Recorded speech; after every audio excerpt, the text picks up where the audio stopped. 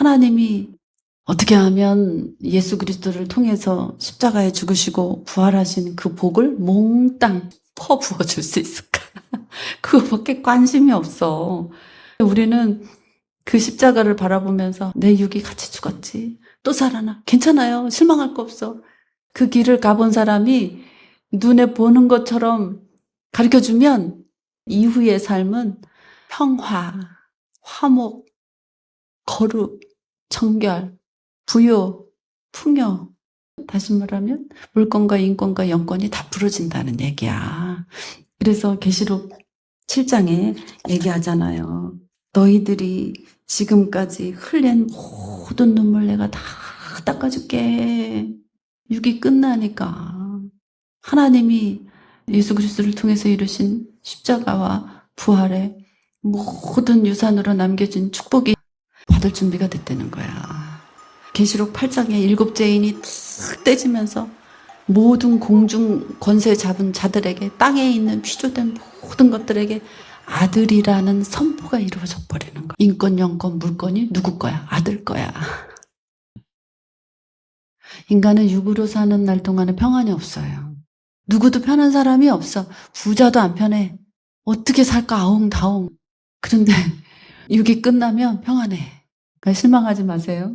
아브라함은 24년 걸렸는데 나도 23년 걸렸다고. 이 말씀을 듣는 사람들은 반밖에 안 걸려요. 얼마나 감사한 일이에요. 그런데 아직까지도 뭐가 뭔지 모르고 아무 생각 없이 교회 다니고 뭐가 뭔지 모르고 사는 사람들에게는 신앙생활이 의미가 없어요. 복이 안 와요. 유산 못 받아요. 그러나 저와 여러분에게 주시는 이 상속의 유산이 눈앞에 있어요. 힘을 내시기를 축복합니다. 창세기 18장 1절부터 15절까지 보겠습니다. 아브라함에게 나타나시니라. 날이 뜨거울 때에 아브라함이 장막문에 앉았다가 사람 셋이 맞은편에 서 있는 걸 본 거야. 보자마자 장막문으로 달려가서 몸을 땅에 굽혀서 영접한 거예요. 아브라함이 여호와를 만난 거예요.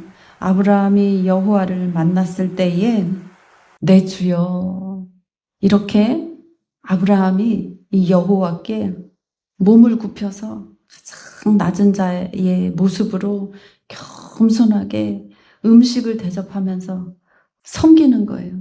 송아지를 잡고 고운 가루 세 스아를 가져다가 반죽해서 떡을 만들고 그들 앞에 차려놓고 나무 아래 모셔 섬에 그들이 먹으니라.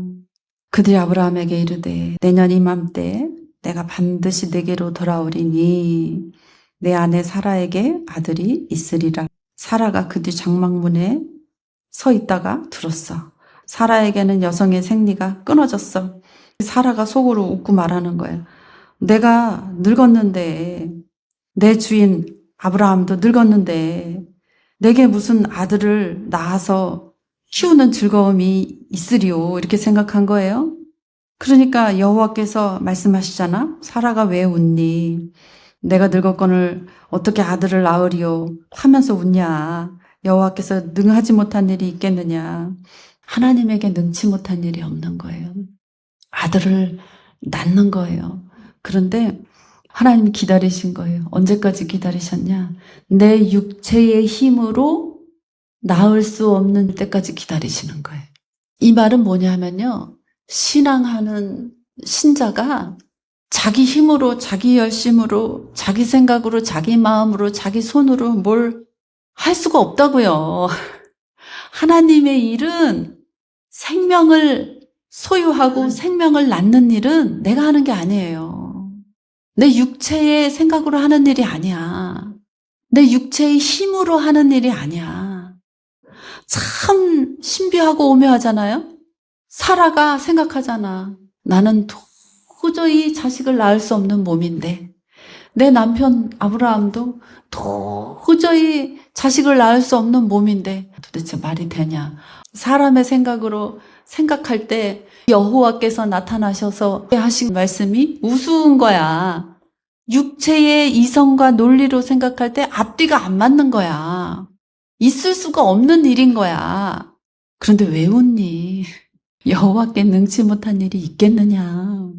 내가 기한이 이를 때 내년 이맘때 반드시 다시 오겠다. 가라가 깜짝 놀라서 두려워서 얼떨결에 어저 안 웃었어요. 여호와께서 네가 웃었느니라 이렇게 말씀하시잖아요.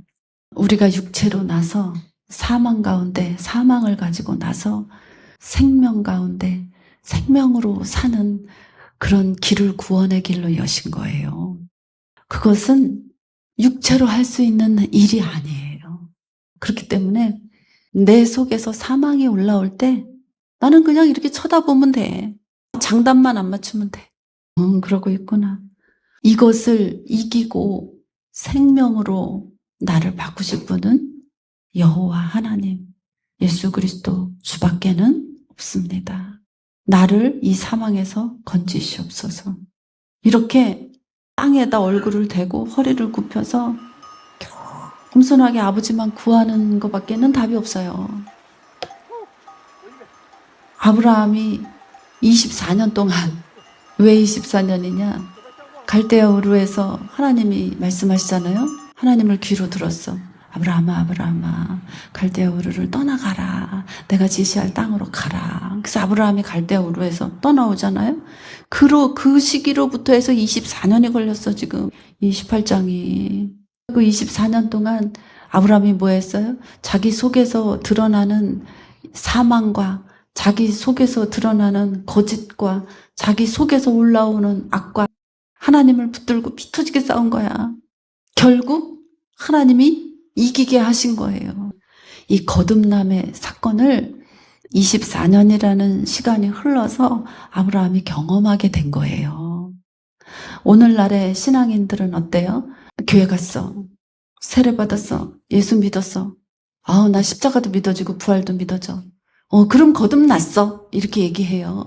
여러분, 그렇지 않아요. 거듭남이라는 이 사건은요, 하나님을 붙들고 내가 신앙의 자리에서 함께 걸어간 상태, 그 과정, 그 기간을 말하는 거예요. 그 기간이 없이 어떻게 거듭나요? 믿어.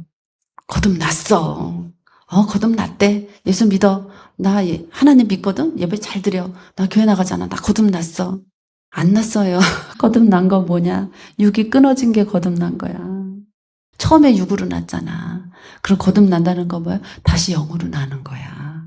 아브라함은 24년 걸리고 나서 자기가 육체로 몸으로 할 수 있는 일이 아니구나. 이것을 처절하게 경험하고 나서 여호와 하나님께서 이제 나타나셔서 인정해 주시고 나 육이 끊어졌구나. 육신으로는 애를 낼 수 없어요. 육체가 끊어졌어요. 그러니까 이제 자식 낳을 거야. 우리의 논리와 이성으로 계산으로는 절대 불가능합니다. 그런데 육신의 기운이 다 소진되고 끊어지니까 그때 비로소 하나님이 생명을 잉태하게 하는 거예요. 얼마나 감사해. 이 계시록의 7 교회에게 하나님이 육체의 삶을 영의 삶으로 전환시키는 것을 넘어 그 생명이 자라서 장성한 자의 분량에 이르는 영의 생명을 이제 하나님께서 혼인하심으로 하나 되어 사는 상태까지 들어가 버리는 얘기인 거예요. 그런데 구원의 첫 단추인 거듭남조차를 한국 교회가 성도가 바르게 이해하지 못하고 인식하지 못하고 어떻게 장성한 자의 분량에까지 가고 혼인하여 하나로 사는 그 생명의 부요와 풍요와 거룩과 평화를 누려요? 영권과 인권과 물권이 어떻게 풀어져요? 그 단계 못 가. 거듭남이라는 것이 정확하게 무엇인지 깨달아 알아서 믿음의 선진들을 통해서 내가 배우는 거야. 아브라함이 24년에 걸쳐서 육체가 비로소 힘이 다 빠져서 생명이 끊어져서 이제 하나님의 능력으로 새 생명을 잉태하고 생명을 갖게 되는 그런 수준에 다다랐구나. 그걸 아는 거예요. 나도 아브라함처럼 새 생명을 갖기 위하여 늘 의의 말씀으로 비추어서 지각을 사용함으로 연단을 받아 분별하는 데까지 나아가고 그 장성한 자의 분량에까지 다다르면 살아계신 하나님이 눈에 드러나 보이는 데까지 가야 되는 거구나. 그것을 말하고 있는 거예요. 욥기에서 욥이 내가 귀로만 듣던 하나님을 눈으로 봅니다. 이렇게 표현하잖아요. 마찬가지예요. 아브라함도 모리아산에서 그 어렵게 100세에 낳은 아들을 하나님께 드리면서 여호와 이레 이렇게 고백하는 거예요. 여호와 이레는 지금까지 많은 사람들이 하나님께서 준비하셨다 이렇게 해석했지만 여호와 이레, 여호와 리아예요. 리아. 이건 뭐냐 하면 하나님께서 보이셨다 이런 뜻이에요. 어떻게 보이셨느냐? 이제 환경에서 하나님이 살아버리시는 거야. 어떻게? 이삭을 바치라고 했는데 양이 준비된 거야. 하나님이 보이시는 거야. 성도들에게 모든 지난날의 삶의 눈물을 닦아주셨다는 얘기는 뭐냐 하면 모든 환경을 바꿔주신다는 거예요. 필요한 환경에 있어야 될 것이 그냥 턱 드러나는 거예요. 그런 삶을 살게 되는 거예요. 하나님이 자녀들에게 주시는 복은 시시한 복이 아니에요. 육신의 아버지도 자녀들에게 복을 줄 때 내가 갖고 있는 전부를 주잖아요. 예수님이 말씀하시잖아요. 선한 싸움을 싸워라. 이길 때까지. 피 흘려 싸워라. 죽기까지 싸워라. 내가 이기고 아버지께서 앉으신 보좌 위에 함께 앉았듯이 이긴 너희가 내가 앉은 보좌에 함께 앉으리라. 이렇게 말씀하시잖아요. 아버지의 모든 것을 예수님께 주신 거야. 따라서 십자가로 이기고 부활의 영광에 참여된 자들은 하나님을 보게 되는 거예요. 영권과 인권과 물권의 풀어짐으로 말미암아서 내가 만나는 모든 사람에게서 하나님을 보게 되고 내가 가는 곳마다 발길이 닿는 곳에 필요의 충분 요소가 모든 것이 채워져 버리는 거예요. 왜 그럴까요? 이제 나의 필요는 내가 육체의 필요를 구하는 것이 아니라 하나님의 영광에 참여한 자로 아버지의 필요를 구하는 자가 되어 있기 때문이에요. 육체가 끝났잖아. 생명으로 다시 났잖아. 그 생명이 자라서 장성한 자의 분량이 되고 그 장성한 자의 분량이 하나님과 연합하여 하나 되어 합일되었을 때에 이제 나는 어떤 곳에도 하나님을 앞서가지 않아요. 함께 사신 하나 되신 그분을 앞서가지 않는 거예요. 생각도 그분 바로 아래서 따라가는 거예요. 마음도 그분 바로 아래에서 따라가는 거예요. 언어도 그분 바로 아래에서 따라가는 거예요. 행위도 그분 바로 아래에서 따라가는 거예요. 너무 멀리 있으면 늦을까 봐 그렇게 따라가는 거예요. 그랬을 때 피조된 모든 것은 아들의 것인 거예요. 에덴에 창조된 그 모든 것들은 사람을 위해 피조된 거예요. 에덴에 피조된 모든 창조물과 사람은 하나님의 영광을 위하여 피조된 거예요. 그것이 이제 눈으로 드러나 보여지는 상태의 삶을 살게 되는 거예요. 결국에 21장에 가보면요. 사라가 이삭을 낳아요. 여호와께서 말씀하신 대로 사라에게 행하셨다. 말씀하신 대로 행한다니까요. 육체가 완전히 소멸됐어. 그러고 나니까 하나님이 생명이 되셔서 하나님의 생명을 낳은 거야. 어떻게? 아브라함이 먼저 하나님의 생명이 됐어. 사라가 하나님의 생명이 됐어. 육체가 끊어지고. 그러니까 하나님이 주신 생명을 받아서 보이는 생명은 났어. 이렇게 된 거예요. 과정이 필요해요. 자격이 돼야 되잖아. 계시록에 나오는 죄와 악이 온전하게 제하여주고 거룩으로 만들어진 영과 혼과 몸의 성전이 되어야 하나님이 주시는 유산이 감당이 되는 거야. 그 과정을 겪어서 지나가야지. 그 과정을 겪어서 지나가지 않으면 조도 못 받아. 늘 주고 싶어. 하나님은 과정이 지나가야 돼. 거듭남이라는 과정은 구원의 첫 단추야.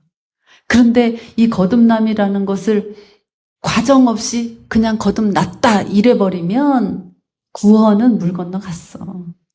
주 예수를 믿으라. 그리하면 너와 내 집이 구원을 얻으리라. 구원은 믿은 너한테 이루어지는 거야. 믿은 나한테 이루어지는 거야. 몸과 혼과 영이 구원이 나한테 이루어지는 거야. 그러면 어디가 구원받아? 내 집이, 집안에 있는 모든 사람들이 내가 받은 게 너무 좋으니까 줄 거 아니야. 그러면 구원은 나와 내 집이 구원받는 거야. 내가 구원받으면 여러분이 구원받고 교회가 구원받는 거야. 그런데 거듭남도 제대로 안 가리키는 교회가 무슨 교회예요? 구원이 없어. 거듭나야지. 자기 육체가 끊어져야지. 근데 육체로 그냥 들이대는 거야. 습관이 돼서 늘 그렇게 신앙생활을 가르쳤잖아. 그걸 이용한 거예요, 교회가. 구원은 육체로 하는 게 아니에요. 하나님이 영으로 하시는 거예요. 영생을 어떻게 얻어야 돼? 보내신 아버지와 보냄을 받은 아들이 무슨 일을 했는지 충분한 지식으로 알아야 돼. 그래서 그것을 내 꼴로 먹어야 돼. 믿음의 선진들이 어떻게 신앙생활을 했는지 보면서 내 것으로 만들어야 돼. 그 과정이 필요한 거예요. 그 과정 없이 나 예수 믿잖아. 구원받았어. 거듭났잖아. 구원은 하나님이 나타내 보여주시기 때문에 화목만 있어요. 평강만 있어요. 부요만 있어요. 풍요만 있어요. 그런데 교회 모습이 어떻든가요?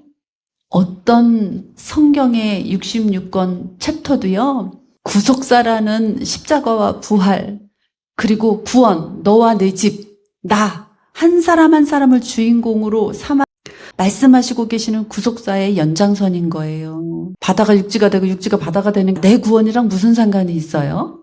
그런 해석은 있을 수가 없고 그런 성경은 하나님이 쓰지도 않으셨어요. 한국 기독교가 왜 그렇게까지 망가졌는가? 거듭남이라는 구원의 첫 단추를 잘못 끼워서 그래요. 거듭난 상태에서 장성한 자의 분량이 되면 모리아 산에서 이삭을 바치는 아브라함의 상태가 되는 거예요.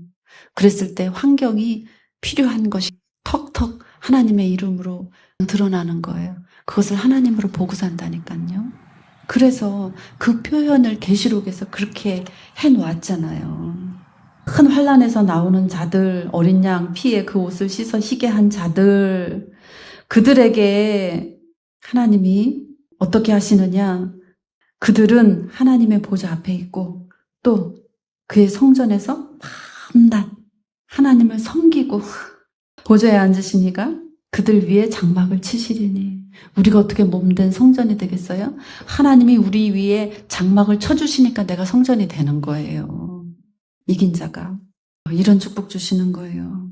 그들이 다시는 줄이지도 않고 목마르지도 않고 뜨거운 기운에 상하지도 않고 보좌 가운데 계신 어린 양이 그들의 목자가 되고 생명수 샘으로 늘 인도하고 하나님께서 그들의 눈에서 모든 눈물을 씻어주실 것임이라.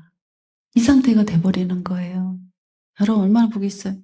아브라함이 24년 만에 육이 끊어졌으면 순종 잘하고 그냥 하라는 대로 따라오면 내일이라도 돼.